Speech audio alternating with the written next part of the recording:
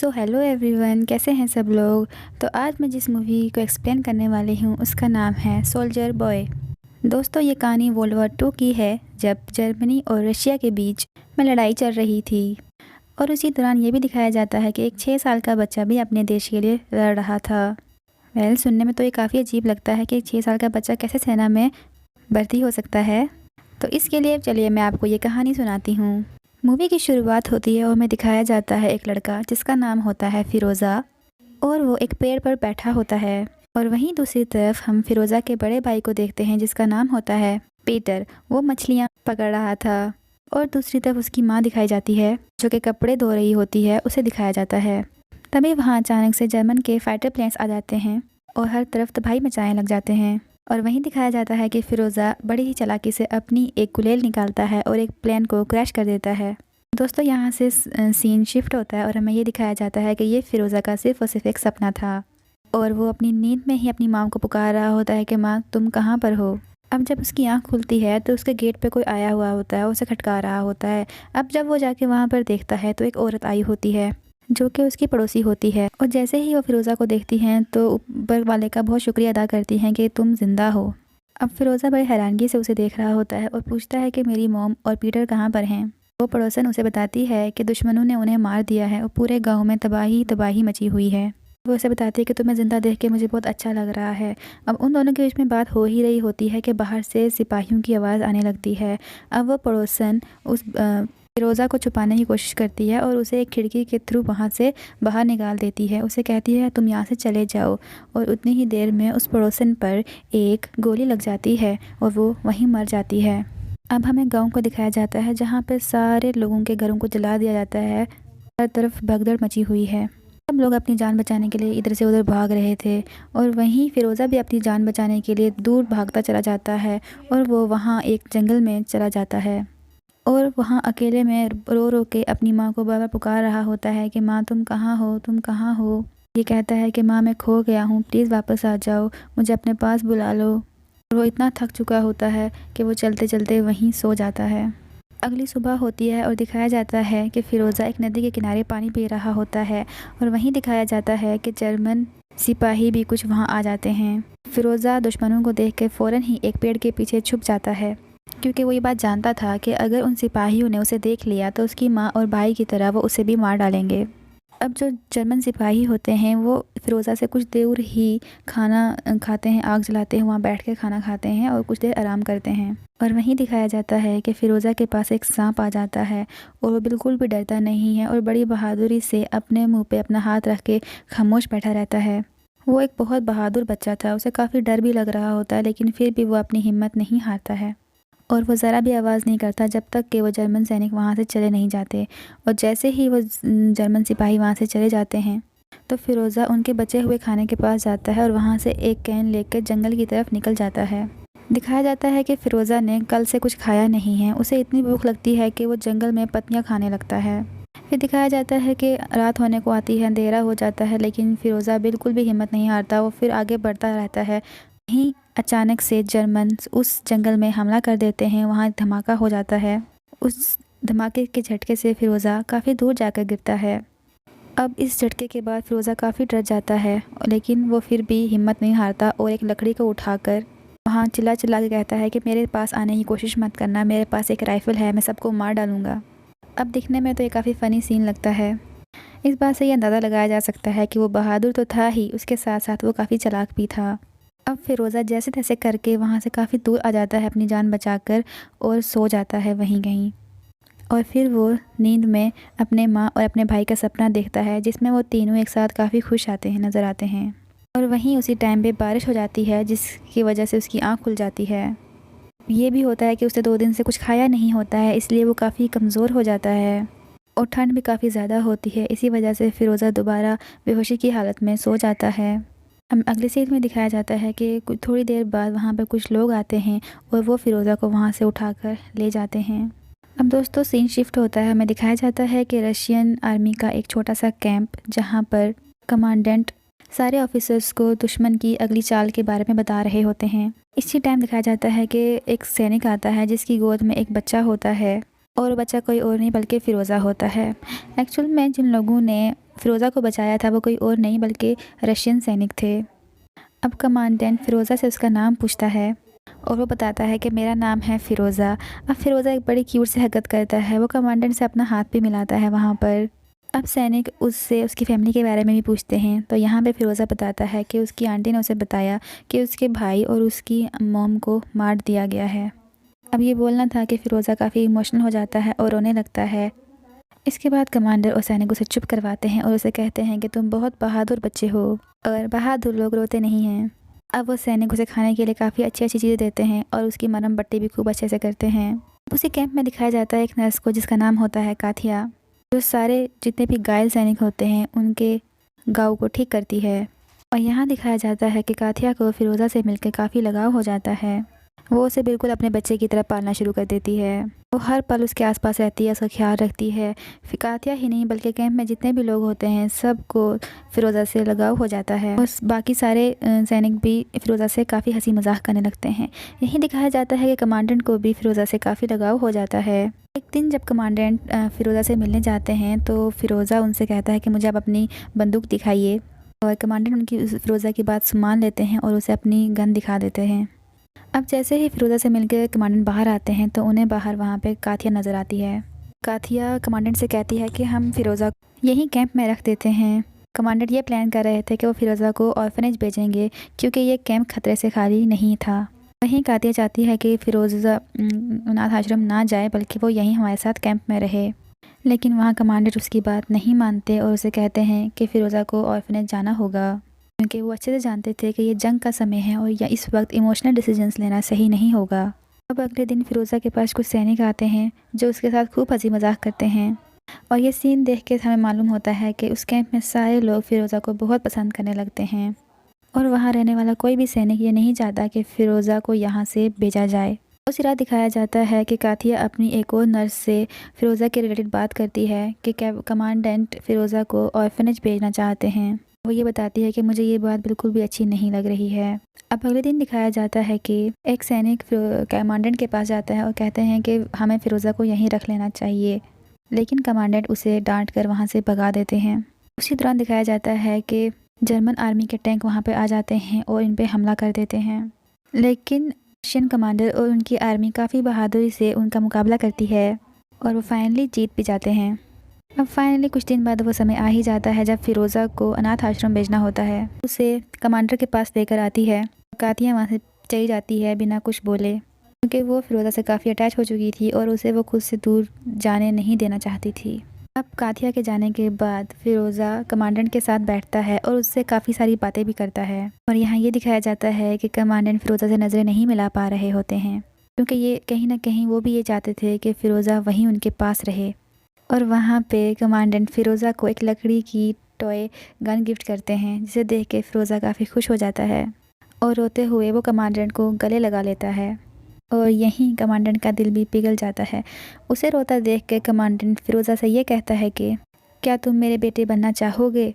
ये बात सुनकर फ़िरोज़ा हाँ कर देता है और फिर दोनों एक दूसरे को गले लगा के खूब रोते हैं। इसके बाद कमांडेंट वो ऑर्फनेज वाला पेपर फाड़ देते हैं, क्योंकि अब फ़िरोज़ा उनका बेटा बनकर वहीं उनके साथ रहने वाला था।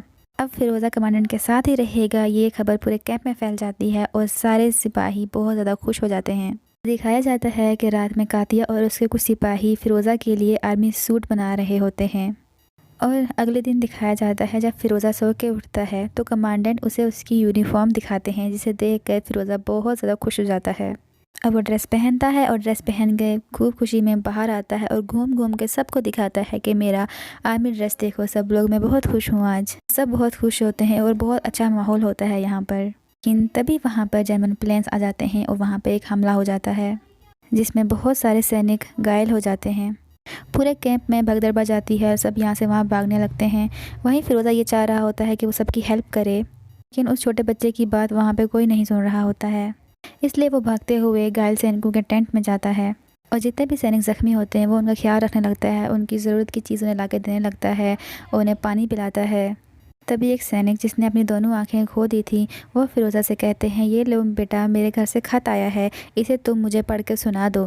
फ़िरोज़ा कहता है, जी बिल्कुल, मैं आपको ज़रूर सुनाऊँगा। फिरोज़ा लेटर पढ़ना शुरू करता है और कहता है कि तुम्हारी फैमिली तुमसे बहुत प्यार करती है, तुम्हें सब बहुत मिस कर रहे होते हैं और जो तुम्हारी गाय है वो अब बहुत ज़्यादा दूध भी देने लगी है। तभी वो सैनिक कहता है, कौन सी गाय, मेरे पास तो कोई भी गाय नहीं है। और तभी उसके साइड में एक और घायल सैनिक लेटा हुआ जो होता है वो कहता है कि कोई क्या बात हो गई, मान लो तुम्हारे पास एक गाय है और जो फिरोज़ा पढ़ रहा है बस उसे तुम सुनते जाओ। वहीं सब सैनिक फिरोज़ा को सुनने लगते हैं और वहीं फिरोज़ा बहुत सारी बातें बताता है जो उस लेटर में लिखी भी नहीं होती। आखिरकार वो 6 साल का बच्चा होता है, उसे कहाँ पढ़ना आता था, लेकिन फिर भी वो बाकियों का दिल रखने के लिए अच्छी अच्छी बातें सबको बता रहा होता है। इससे काफ़ी अच्छा माहौल वहाँ पे बन जाता है और सब सैनिकों को कुछ पल की ही खुशी मिल जाती है। अब अगले सीन में दिखाया जाता है कि काथिया और फिरोज़ा एक साथ बैठे होते हैं। वहीं कमांडेंट आते हैं और वो काथिया से कुछ कहना चाहते हैं, क्योंकि वो काफ़ी टाइम से काथिया से कुछ कहना चाहते थे लेकिन फिर भी वो कह नहीं पाते। वहीं फिरोज़ा उठ जाता है। दरअसल एक्चुअल में ये होता है कि काथिया और कमांडेंट एक दूसरे को पसंद करते हैं लेकिन कभी एक दूसरे को वो बात बता नहीं पाते हैं और आज भी इस काम में असफल हो जाते हैं और एक दूसरे को बात नहीं बता पाते हैं। अगले सीन में फिरोज़ा को दिखाया जाता है जो कि शेविंग कर रहा होता है। उसे शेविंग करते हुए देख के वहाँ पर बाकी सारे सैनिक बहुत हंसते हैं, उसका मजाक बनाते हैं और उससे पूछते हैं, क्यों भाई फिरोज़ा, क्या तुम डेट पर जा रहे हो? तभी फिरोज़ा उन्हें जवाब देता है कि सोल्जर्स डेट पर नहीं जाते। अब सीन शिफ्ट होता है और दिखाया जाता है कि सारे सोल्जर्स और कमांडेंट एक मीटिंग कर रहे होते हैं कि तभी वहाँ पे फिरोज़ा आ जाता है जो कि काफ़ी मैच्योर सैनिक की तरह बिहेव कर रहा होता है। फिरोज़ा कमांडेंट से पूछता है कि सर क्या मेरे लिए कोई काम है, जिसके जवाब में कमांडेंट कहता है कि तुम एक काम करो, जितने भी सैनिक हैं उनके घर से आए हुए जितने भी खत हैं उन्हें पहुंचा दो। वहीं कमांडेंट फिरोज़ा के चेहरे पे एक कट देखते हैं जिसे देख के वो उसे पूछते हैं कि ये क्या है, जहां फिरोज़ा कहता है कि ये शेविंग करते हुए मुझे कट लग गया है। एक्चुअल में होता ये है कि ऐसा ही एक सेम कट कमांडेंट को भी लगा था और फिरोज़ा बस ऐसे ही दिखाने के लिए ऐसा करता है, कमांडेंट की एक्टिंग कर रहा होता है। ये सब देख कर वहाँ जितने भी सैनिक होते हैं वो काफ़ी हंसते हैं, खूब मुस्कुराते हैं। इसके बाद फिरोज़ा खूब अच्छे से सारे सोल्जर्स को उनके ख़त उन तक पहुँचा देता है और साथ साथ सबको डांस करके काफ़ी ज़्यादा हंसाता भी है। काम ख़त्म करके फिरोज़ा अपनी दूरबीन को लेकर जंगल की तरफ निकल जाता है। ये दूरबीन उसे एक सोल्जर ने तोहफे में दी थी और तभी वो अपनी दूरबीन से देखता है कि एक झाड़ी के पास एक आदमी के पैर होते हैं। फ़ौरन वहाँ से वापस आकर ये बात अपने सोल्जर को बताता है और सैनिक भी उसकी ये बात मान लेते हैं और झाड़ियों के पास चले जाते हैं। वहाँ पहुँच के उन्हें पता चलता है कि वहाँ पर 2 जर्मन जासूस होते हैं और रशियन सैनिक अब उन दोनों जासूसों को पकड़ लेते हैं। अब इस इंसिडेंट के बाद फिरोज़ा को अपनी बहादुरी का इनाम मिलता है और कमांडेंट की नज़रों में एक अच्छा सैनिक भी बन जाता है वो। और उसी रात दिखाया जाता है कि कमांडेंट के पास फिरोज़ा का अडॉप्शन लेटर भी आ जाता है और अब वो दोनों कानूनी तौर पर बाप और बेटा बन जाते हैं। इसी बात से खुश होकर फिर कमांडेंट फिरोज़ा को लेकर काथिया के पास जाता है, लेकिन वहाँ पर काथिया को किसी और के साथ देखकर कमांडेंट को ये गलतफहमी हो जाती है कि काथिया किसी और से प्यार करती है, जिसकी वजह से कमांडेंट फिरोज़ा को लेकर वहाँ से चला जाता है कि कुछ देर बाद वहाँ पर फिर से जर्मन का हमला हो जाता है और कमांडेंट फिरोज़ा से कहते हैं कि तुम यहीं बैठे रहो, कहीं मत जाना। फिरोज़ा कमांडेंट की बात मान लेता है और वहीं बैठ जाता है। थोड़ी देर बाद फिरोज़ा ये देखता है कि कमांडेंट काफ़ी ज़्यादा परेशान हैं क्योंकि फ़ोन लाइन की वायर लड़ाई की वजह से टूट जाती है और कमांडर को किसी से बहुत ज़रूरी बात भी करनी होती है। अब कमांडेंट एक सैनिक को भेजते हैं उस वायर को ठीक करने के लिए। दिखाया जाता है कि उसके पीछे पीछे फिरोज़ा भी चला जाता है। थोड़ी देर बाद वो सैनिक ज़ख्मी हो जाता है और उसे ज़ख्मी देखकर फिरोज़ा उससे ये कहता है कि मुझे तुम बताओ कि कैसे ये वायर ठीक करनी है। और सैनिक उसे ये कहता है कि तुम यहाँ से वापस चले जाओ, लेकिन फिरोज़ा एक बहुत बहादुर बच्चा था, वो किसी की बात नहीं सुन रहा था और वो उस साइड चला जाता है और सिपाही से पूछता है, जल्दी मुझे बताओ इसे कैसे ठीक करना है। सैनिक उसे बता देता है कि तुम इन दोनों वायर्स को जोड़ दो, इसकी वजह से जो वायर कट हुई थी वो ठीक हो जाएगी, कनेक्शन आ जाएगा। अब फिरोज़ा उस वायर को जोड़ देता है और कनेक्शन वापस आ जाता है। फिरोज़ा ने एक बार फिर से साबित कर दिया कि वो काफ़ी बहादुर बच्चा है। अब एक दिन दिखाया जाता है कि फिरोज़ा भागते हुए काथिया के पास जाता है और उसे ये कहता है कि कमांडेंट को कुछ हो गया है, जल्दी चलो। अब काथिया घबरा जाती है और भागते हुए कमांडेंट के पास चली जाती है। वहीं उसे पता चलता है कि कमांडेंट बिल्कुल ठीक है। एक्चुअल में दोस्तों ये काम फिरोज़ा का होता है ताकि कमांडर और काथिया को कुछ टाइम मिल जाए आपस में बात करने का। अब दिखाया जाता है कुछ दिन बाद कैंप में 2 और डॉग्स लाए जाते हैं जिसके पीछे कार्ड्स भी लगे होते हैं। अब फिरोज़ा मस्ती में उस कार्ड पे बैठ जाता है, जिसके बाद वो डॉग भागने लग जाते हैं और भागते भागते वो माइन की तरफ जाने लगते हैं। ये देखते ही सैनिक फिरोज़ा की तरफ दौड़कर भागता है और उसे बचा लेता है। इससे पहले कि वो माइन से टकरा जाता, वो उसे बचा लेता है। दिखाया जाता है कि कमांडेंट भी काथिया के पीछे जाते हैं और उसे रोककर अपने दिल की बात बोलते हैं। दोस्तों यहाँ ये दिखाया जाता है कि कमांडर जैसे काथिया को बात बता रहे होते हैं वो बहुत ही अजीब सा तरीका होता है और वो उसे ये पूछते हैं कि काथिया, क्या तुम फिरोज़ा की माँ बनोगी? इसे सुनकर काथिया भी हाँ कर देती है। अब सीन शिफ्ट होता है और दिखाया जाता है कि सारे सैनिक एक दूसरे कैंप में शिफ्ट हो रहे होते हैं क्योंकि अब सभी लोगों को कहीं और जाना है लड़ने के लिए। फिरोज़ा भी इनके साथ जा रहा होता है, लेकिन बीच रास्ते में उन पर फिर से एक और हमला हो जाता है। ये जर्मन हमला होता है और उनकी जो कार होती है वो पूरी तरीके से ख़राब हो जाती है। इसमें कई सारे सैनिक घायल हो जाते हैं। कैसे तैसे करके वो कुछ सैनिक वहाँ से भाग निकल जाते हैं। अब ये सारे लोग अपने दूसरे कैंप में पहुँच जाते हैं जहाँ पर कमांडेंट के एक सीनियर ऑफिसर भी होते हैं जो कि जनरल होते हैं। भी दिखाया जाता है कि वहाँ फिरोज़ा आता है और वो जनरल को सैल्यूट करता है और जनरल भी उसे देख के सैल्यूट करते हैं। फिरोज़ा कमांडेंट से पूछता है कि क्या उसके लिए कोई मिशन है आज। कमांडेंट उनसे ये कहते हैं कि सारे सोल्जर्स को लाइन में इकट्ठा करो और जिनके भी जूते फट गए हैं और जिनकी सप्लाईज ख़त्म हो गई हैं उनके नाम लिख कर मेरे पास लेकर आओ। और फिरोज़ा ऐसा ही करता है, वो सारी लिस्ट बनाकर ले आता है और वो जनरल को दे देता है और साथ में ये भी कहता है कि आप मेरे डैड और काथिया की शादी करवा दो, यानी उनके लिए परमिशन ग्रांट कर दो। ये बात सुनकर जनरल और कमांडेंट काफ़ी ज़्यादा हंसते हैं। इसके बाद दिखाया जाता है फिरोज़ा को एक सोल्जर की तरह बैचेस भी दिए जाते हैं, बैच भी लगाया जाता है और सब लोग इस बात से बहुत ज़्यादा खुश भी होते हैं। का माहौल होता है वहाँ पर। लेकिन दोस्तों उसी रात उनके कैंप में एक और हमला होता है और ये हमला सारे ही हमलों से काफ़ी ज़्यादा ख़तरनाक होता है और ये काफ़ी बड़ा हमला होता है। इस हमले में कमांडर को भी काफ़ी ज़्यादा चोट लग जाती है। यहाँ दिखाया जाता है कि फिरोज़ा अपने डैड यानी कमांडर को ढूंढ रहा होता है, लेकिन वो उसे कहीं नहीं मिल रहे होते हैं। फिर वो एक सोल्जर के पास जाता है और वहाँ जाके बोलता है कि कमांडर को जाके बचा लो, जिससे वो सोल्जर फिरोज़ा को गले से लगा लेता है। और यहाँ पे दोस्तों हमें ये दिखाया जाता है कि जंग और वार के दौरान क्या क्या कॉन्सिक्वेंसेस होते हैं, उसके क्या क्या नतीजे होते हैं, कैसा कितना लोगों को बर्दाश्त करना पड़ता है, कितना नुकसान होता है एक जंग के दौरान। अब अगले दिन जब सब कुछ शांत हो जाता है तो फिरोज़ा कमांडर से मिलने आता है, जिनकी हालत कुछ खास ठीक नहीं होती है। उनके हालात देखकर फिरोज़ा रोने लगता है। हाँ, उसके फादर यानी कमांडेंट कहते हैं कि बेटा सा मैन डोंट क्राई।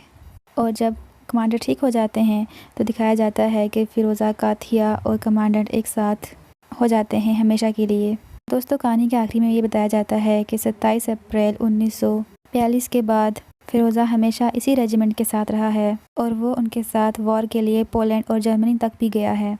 साथ ये कहानी ख़त्म हो जाती है। तो ये कहानी एक सच्ची घटना पर आधारित है, जहाँ पर एक छोटे से बच्चे ने अपनी फैमिली, अपने माँ बाप, अपने भाई को खो दिया था और वो जंगल में भटक गया था। उसके बाद आर्मी को वो मिला और वो उनके साथ ही हमेशा रहने लगा। आपको ये कहानी कैसी लगी नीचे कमेंट करके ज़रूर बताइए।